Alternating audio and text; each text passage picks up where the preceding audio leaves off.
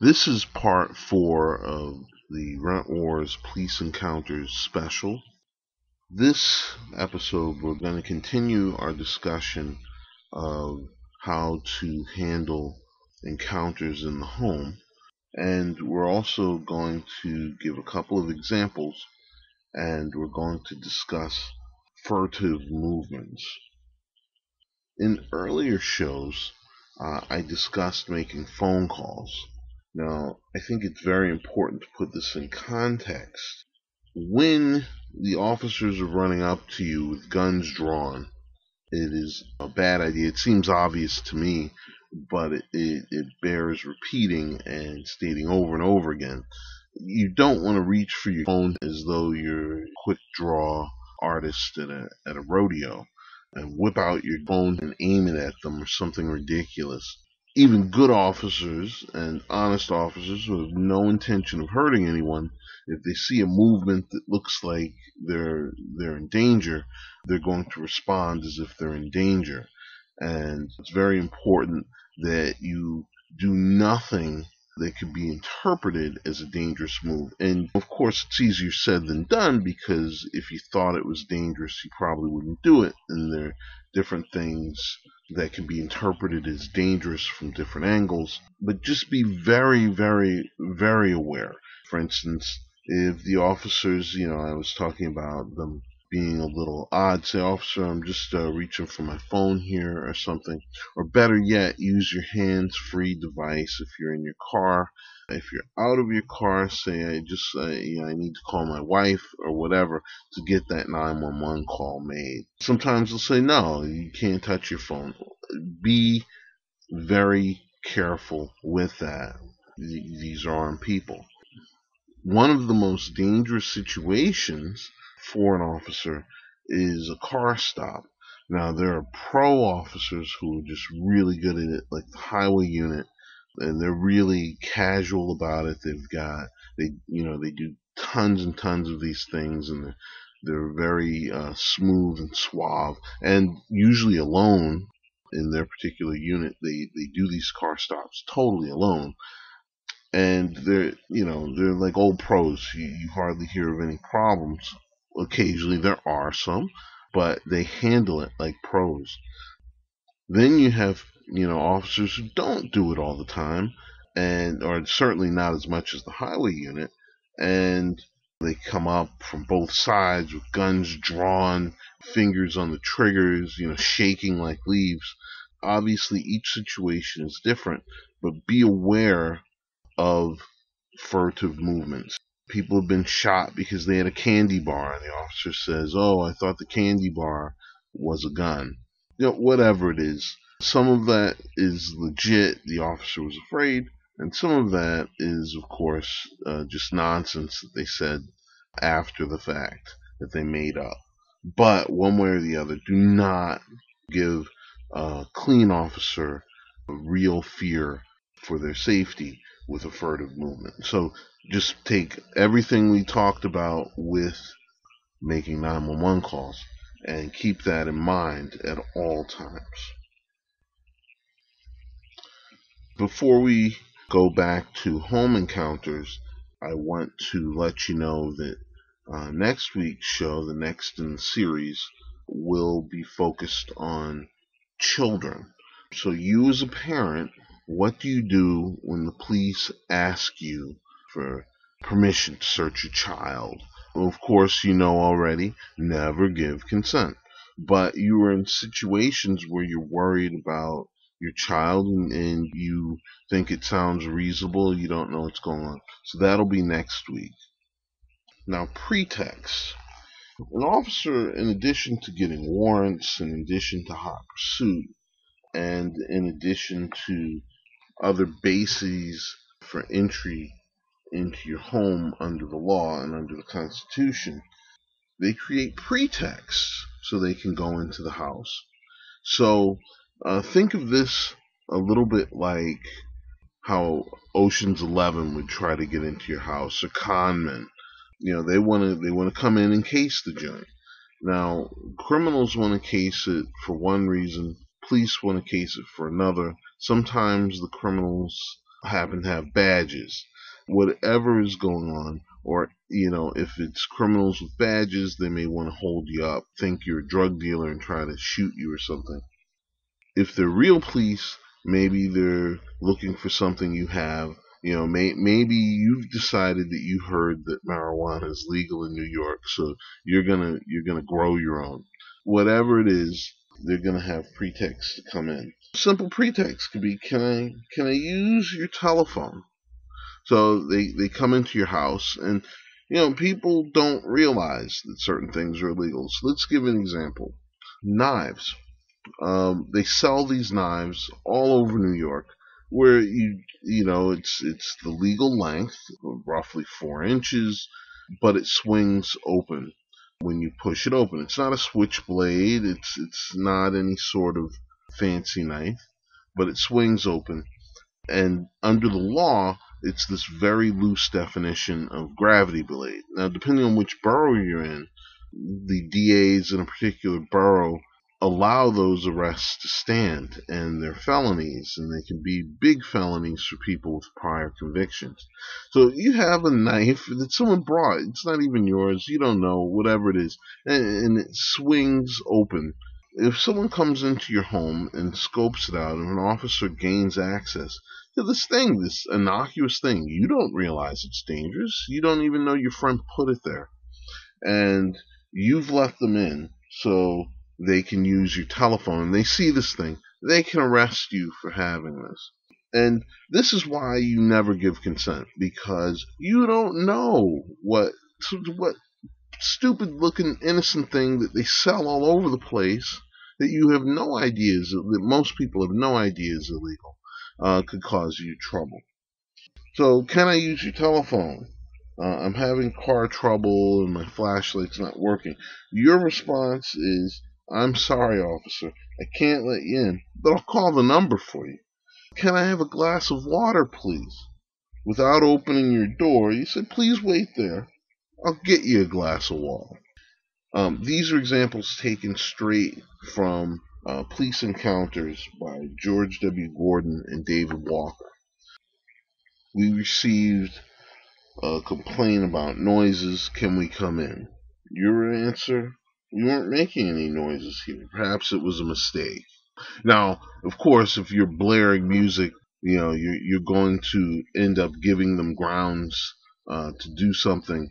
If you're being overly loud in some sort of, it's after 11, or there's something else going on, there's screaming, you've got the martial arts, mixed martial arts competition going on, that's not going to fly.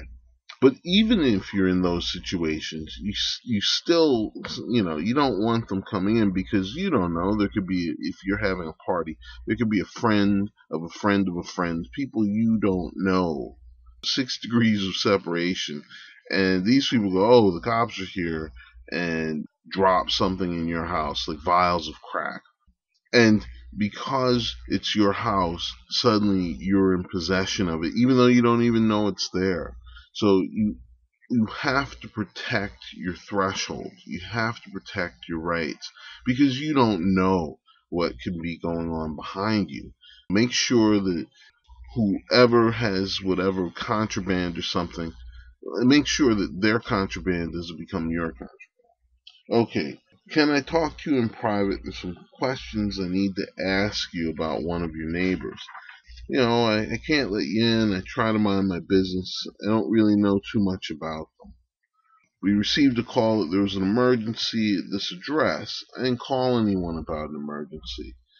Everything's all right here. Now, if you did call them, come in. Can I come in and speak to you about vans cruising through the neighborhood looking at children? Now, this may be a legitimate concern of every parent. If it's necessary, you can go outside and speak to them. But give me a few minutes. I'll speak to you outside. You don't let them in your zone.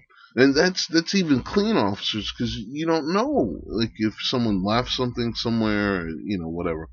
But particularly with dirty officers, because they'll just plant stuff.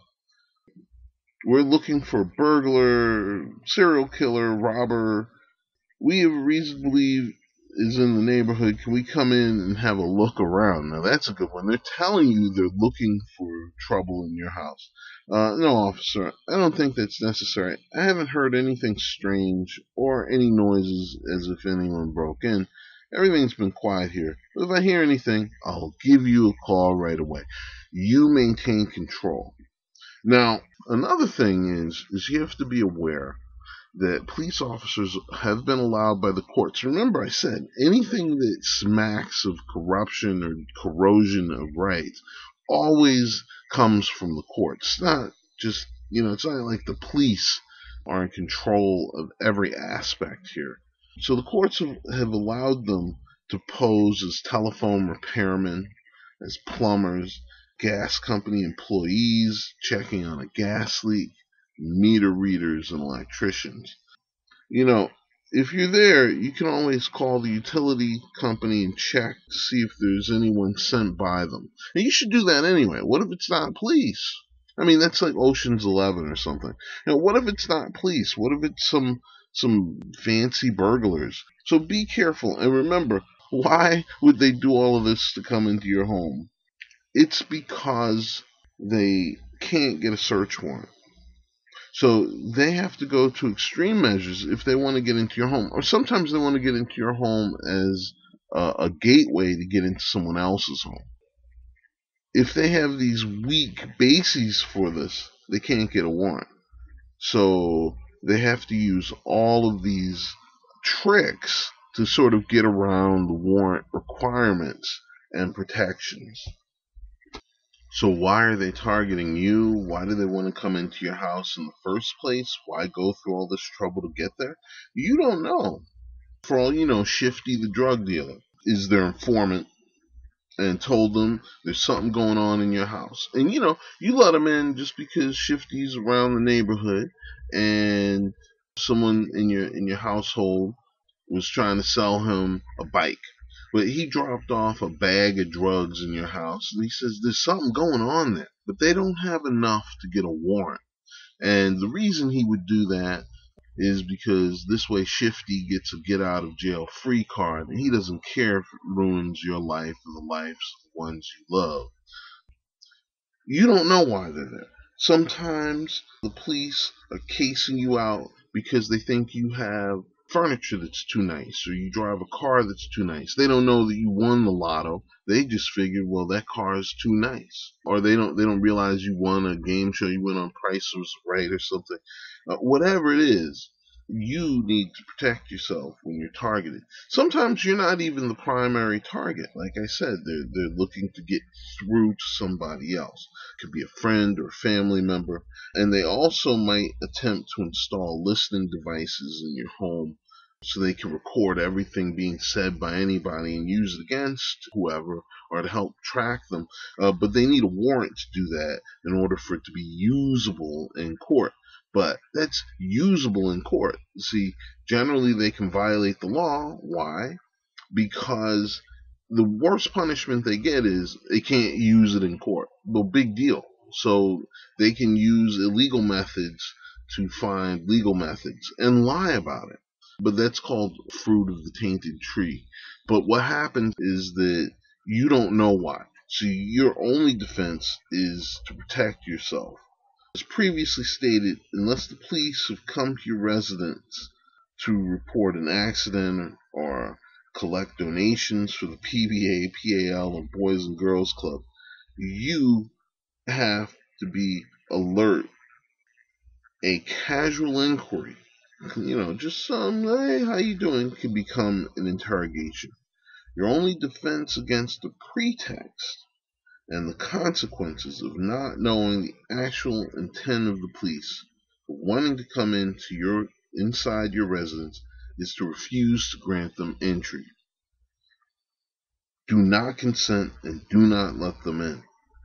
In addition, the assertion of your Fourth Amendment right to refuse to grant consent to enter or to let them in under a pretext cannot be used to justify probable cause or a belief that you have something to hide. Now, an example of hierarchy in the police department is I wanted to make a complaint. An officer wrote a ticket. Now I ended up beating this ticket. It was a bogus ticket, and he wrote it in front of a whole bunch of witnesses coming straight out of church who saw the whole thing. And I wanted to file a CCRB complaint. So I go to the precinct to file a CCRB complaint. The desk officer, well, he doesn't want to give me the CCRB complaint form until I tell him what it's about. Now, I was pretty annoyed at this because I'm not telling him what it's about. I want to make my complaint to somebody who isn't, likely to call up the officer complaining about.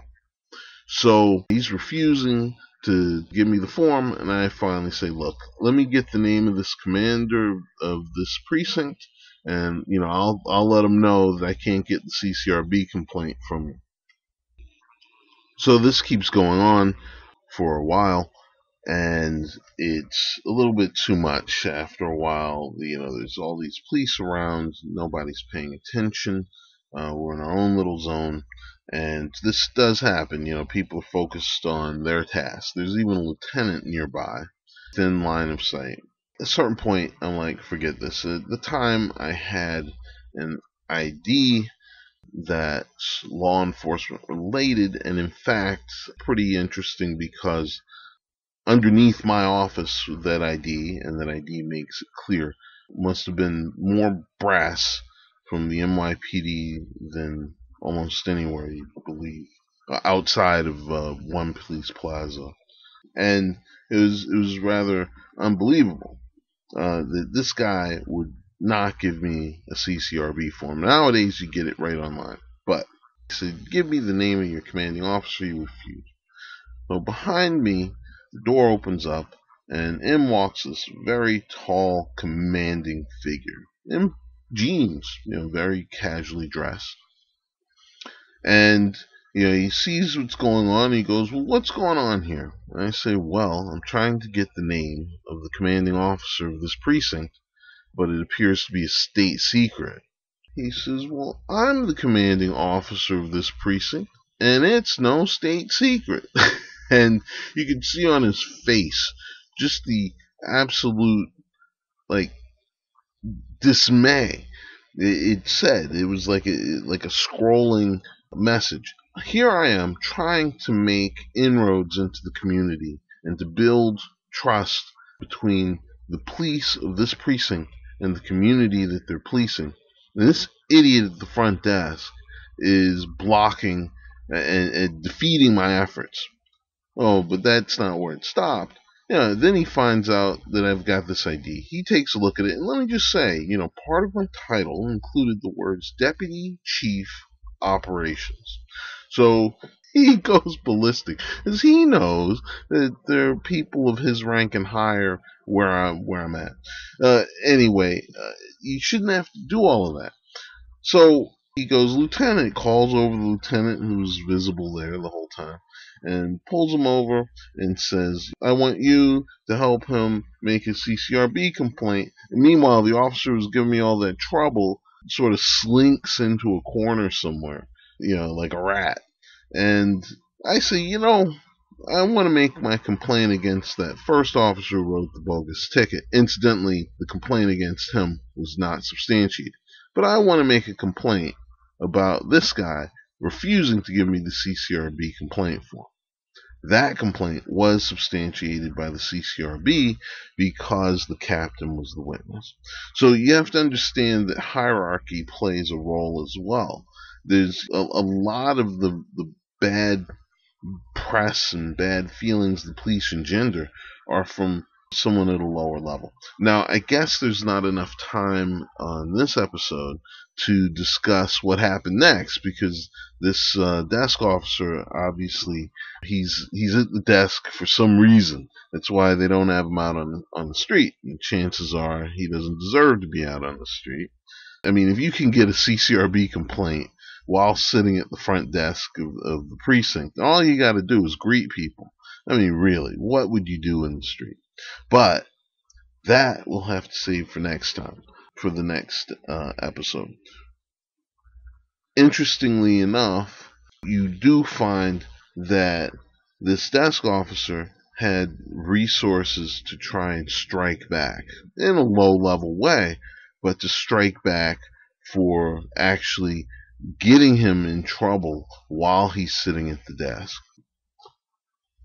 So how would he strike back at somebody that his boss had, witnessed him be unprofessional to? Well, that's easy. If you're in the precinct or you go through the precinct, even though he's at the desk, he may have a few friends who can try to strike back at you. But it's so important that you realize that something that appears random is not random. So what he did was actually have a plainclothes team track me into another precinct while sort of pretending they're part of that other precinct to write bogus tickets and to try and give me tickets, maybe phony DUI charges, whatever, with the idea being that that could help him protect himself later. And that's part of that cover-up thing, like when I was talking about the 73rd Precinct. Incidentally, when talking about the 73rd Precinct, it's important to remember I was talking about a while ago. I don't think any of those people, very few of the people involved, are still there. In any case, so next week we're going to talk about children, your youths. Now these are people, these kids are the most vulnerable to the police for so many reasons. And you can, by doing things wrong as a parent, you can harm your child. It's almost child abuse to handle the police wrong when it comes to your children. So, I will continue next week. I'll give you information about the Goon Squad, the Plainclothes Squad, and I'll finish that story. And I will give you more information about how to protect your children as provided by the Police Encounters guidebook. Now, remember, anyone who knows where to find George W. Gordon and David Walker, those are pseudonyms for jailhouse lawyers who wrote a piece of work that is really quite an achievement. So that's it for this episode. We'll see you next week for our final chapter of Police Encounters.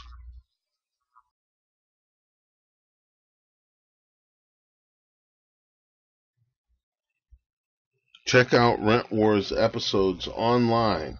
Go to our website, www.rentwars.com, or to our YouTube channel that's on youtube.com. And you can pick up episodes of Rent Wars. All of our most recent episodes are up there. Our new episodes are going to be up there going forward.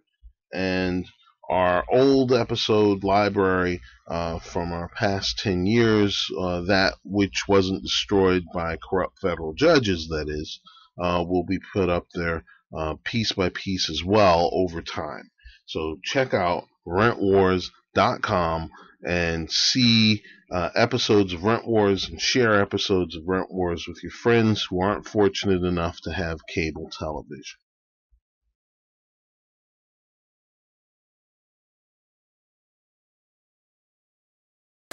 Be impromptu. All right, our next category is the Be Informed Award for that show that works to bring you news and information that you might not find elsewhere. And the honorees for the 2014 Be Informed Award are...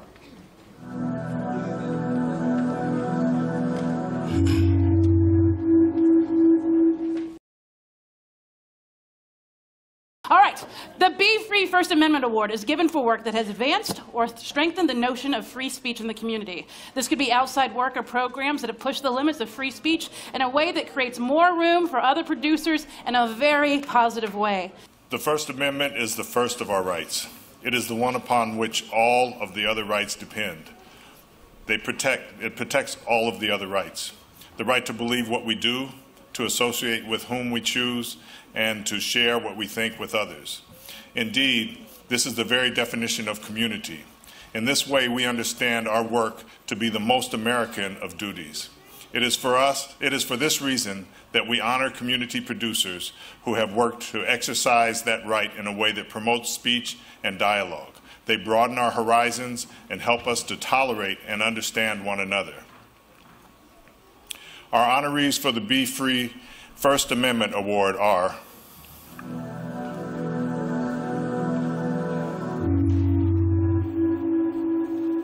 and the winner, Kevin for Rent Wars.